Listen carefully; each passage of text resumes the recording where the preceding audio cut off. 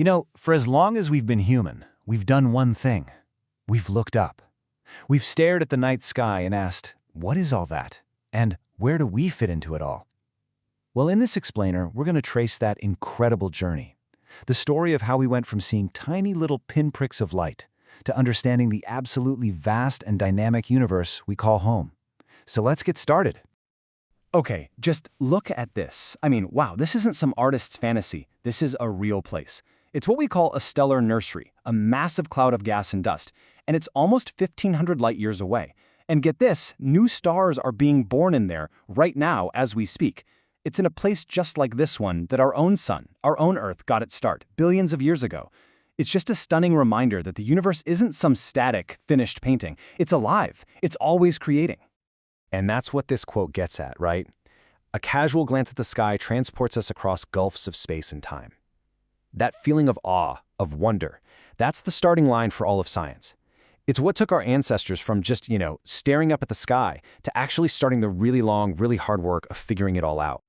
So let's rewind. Our story really kicks off thousands of years ago. We're talking about the very first civilizations who looked up at that celestial dance and tried to find some kind of order, some kind of meaning in it. You could say they were the first ones to ever try and draw a map of the heavens. Now, this little clay tablet might not look like much, but it represents a gigantic leap forward for humanity. We're talking about the Babylonians, way back around 700 BCE.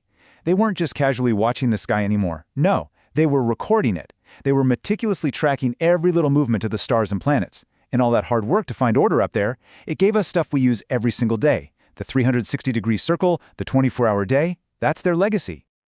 And that need for order led to some pretty incredible tools. This thing here is a medieval astrolabe. You can think of it like an ancient analog computer. By measuring where the stars were, you could figure out exactly where you were on Earth, your latitude, or you could just tell the time. The sky wasn't just something to look at anymore. It was becoming a tool, a practical guide. It was the clock and the compass for the whole ancient world. Then the ancient Greeks came along, and they took it all a step further. They started asking a new question, not just where things are, but why. And thinkers like Ptolemy, well, they came up with this incredibly detailed, really beautiful model of the universe. The idea was simple. Earth is at the center, not moving, and everything else, the sun, the moon, all the planets, they all revolve around us in perfect circles. Now, we know it was wrong, of course, but here's the crazy part. It was so good at predicting where the planets would be that this idea completely dominated science for more than 1,500 years. Think about that. Right.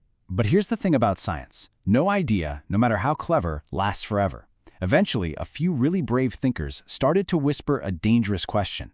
A question that challenged, 1,500 years of thinking. They asked, what if we're not the center of everything? And then, in 1543, a Polish astronomer named Nicholas Copernicus drops a bombshell. He publishes a book that basically changes everything. He puts forward this totally radical idea. What if the sun is at the center, and we, the Earth, are the ones moving? I mean, this wasn't just some minor adjustment. This was a cosmic demotion for all of humanity. It meant we weren't special. We were just another planet going around a star. And this chart really lays out the difference perfectly. See, the old Earth-centered model, the geocentric one, it got really complicated. To explain why planets sometimes look like they're moving backward in the sky, they had to invent these things called epicycles, basically wheels moving on top of other wheels. It was a mess. But Copernicus' sun-centered model, it explained that backward or retrograde motion so much more simply. It's just an illusion. It happens when we, on the faster-moving Earth, kind of lap a slower-moving planet like Mars on the cosmic racetrack. It just looks like it's going backwards from our point of view. So much simpler. Okay, but even Copernicus' model wasn't quite perfect yet. He was still stuck on that old Greek idea that everything had to move in perfect circles. It took another genius, a guy named Johannes Kepler, to find the real missing piece. After years, and I mean years, of just brutal, painstaking calculations, he had a breakthrough. Planets don't move in circles. They move in stretched-out circles, or ellipses. And with that one discovery, the sun-centered model finally snapped into place.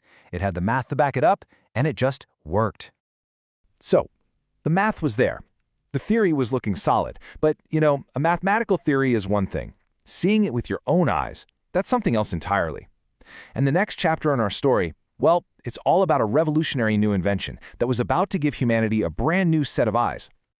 So the year is 1609, and Italian scientist Galileo Galilei hears rumors of this newfangled Dutch invention, a spyglass. He doesn't just buy one, though. He builds his own, and he makes it way more powerful.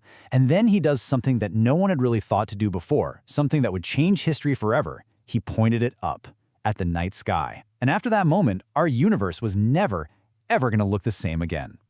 And the things he saw, my goodness, they were absolutely shattering to the old way of thinking.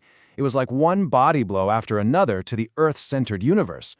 First, he saw that the moon wasn't some perfect heavenly orb. It had mountains and craters, just like Earth. Then he saw that the Milky Way wasn't a cloud. It was made of millions upon millions of individual stars. And then came the knockout punch. He discovered 4 moons orbiting Jupiter. That was it. Clear, undeniable proof that not everything in the universe revolved around the Earth.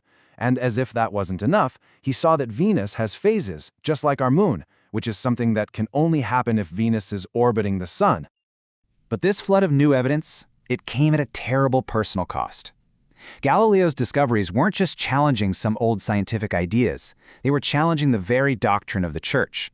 And for the crime of saying that the Earth moved, he was put on trial, condemned, and forced to spend the rest of his life under house arrest.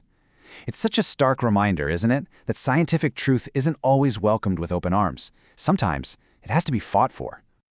Okay, so the old Earth-centered universe was officially dead.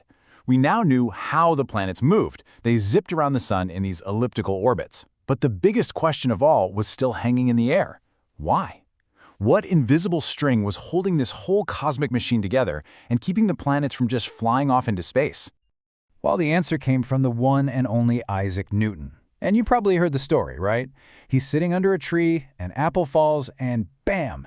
He has this incredible moment of insight. He realizes that the very same force that pulls an apple down to the ground is the exact same force that reaches all the way out into space and keeps the moon locked in orbit around the Earth. It was a universal force. He called it gravity. And in 1687, he published his masterpiece, the Principia, laying out all the mathematical laws that run the whole show. Now, this theory of gravity was unbelievably powerful. I mean, it explained everything from the motion of the planets to why the tides rise and fall. But could it do the ultimate trick? Could it actually predict the future? Could you use these laws to make a bold, testable prediction that would prove it beyond all doubt? The ultimate test? It came from a comet. An astronomer named Edmund Halley got his hands on Newton's new laws and used them to calculate the orbit of a bright comet he had observed. Looking back at the records, he realized it was the same comet that had been seen in 1531 and in 1607. So he made an incredibly bold prediction. He said this comet will be back around the year 1758. Now, sadly, Halley didn't live long enough to see if he was right, but guess what? Right on schedule, that comet blazed back into our skies. They named it Halley's Comet in his honor. It was the ultimate proof, a stunning, perfect confirmation of Newton's law of gravity. So for hundreds of years, astronomy had really been a science of where and when, mapping positions, predicting movements. But in the 19th century, everything changed.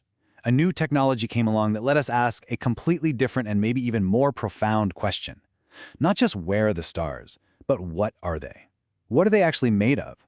And this little device was the key to it all. It's called a spectroscope. Now, you know how a prism can take white light and split it into a rainbow, right? Well, a spectroscope does the exact same thing with starlight, just with way more precision. And suddenly, for the first time, it allowed astronomers to actually read the light coming from stars that were trillions and trillions of miles away. And when they looked at these stellar rainbows, they noticed something weird. It wasn't just a smooth smear of color. There were these dark lines cutting through it. And they soon figured out that these lines were like cosmic barcodes or chemical fingerprints. Turns out every single element, hydrogen, helium, iron, absorbs light at its own unique set of frequencies, creating a unique pattern of dark lines. It was a revolution. For the very first time, we could look at a star and tell exactly what it was made of. As you can imagine, this new technique just opened the floodgates of data. And the absolutely massive job of sifting through it all fell to an incredible group of women at the Harvard College Observatory. They were known as the Harvard Computers, and they just painstakingly analyzed and classified the spectra from thousands upon thousands of stars. And the system they created, a system for classifying stars by their temperature and type, is still the foundation of the one we use today. Truly groundbreaking work. And all of that, it brings us right up to our modern view of the cosmos. We've come so far. We've gone from seeing stars as just mysterious little lights in the sky to understanding them as distant suns, just like our own. We know they're organized into these vast island universes we call galaxies, like this one right here, each one containing billions of stars. We know what they're made of. We know how they're born in those stellar nurseries we saw. And we even know how they'll die. You know, this whole incredible scientific journey has answered so many questions. But in a way, it just leaves us with the biggest one of all. Because as we gaze out at those remote galaxies, each one with billions of its own stars, we find ourselves right back where we started, with that same feeling of pure, simple wonder. And we just can't help but look up at it all and ask, is there anyone out there, on a planet orbiting one of those stars, looking back at us?